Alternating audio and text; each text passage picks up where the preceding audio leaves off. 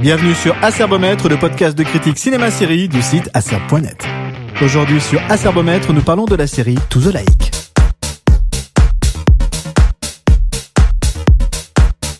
Une série russe sur la plus américaine des plateformes, c'est déjà improbable. Mais quand cette même série parle de virus, là, on touche le Graal.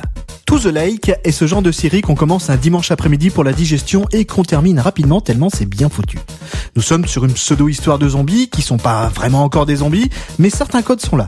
Ajoutons à cela une ambiance sombre et un peu gênante avec les paysages froids et tout blancs du plus vaste état de la planète. En tant que Français, nous devons bien avouer que les séries ou même les films russes ne sont pas forcément notre tasse de thé, et encore moins un réflexe à la vue de la nationalité du show, essentiellement au fait que leur culture n'est finalement que très peu importée dans nos contrées. Pourtant, il faut bien reconnaître que l'interprétation générale de To the Lake est parfaitement au niveau.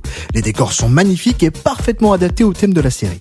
La réalisation est soignée et l'histoire, malgré une paternité plutôt américaine, est plutôt originale. Cette première saison de To the Lake pose pas mal de questions sur la gestion d'un virus à diffusion rapide et les réactions des autorités et de la population. De plus, l'origine du virus trouve une résonance sur la fin, et une résonance pour le coup assez réaliste vis-à-vis de l'actualité. Peut-être un message à faire passer. Tout d'abord, merci à toi Netflix de nous faire découvrir des séries du monde entier. Petit bémol tout de même, il serait judicieux qu'elles ne traitent pas toutes du même sujet. Ok, les virus sont dans l'air du temps, mais avec The Rain, Biohackers, ça finit par faire beaucoup. To the Lake est une série à regarder, assez addictive et surtout très bien faite. Cela donne même envie d'être un peu curieux sur les productions au drapeau blanc-bleu-rouge. Alors, soyez curieux.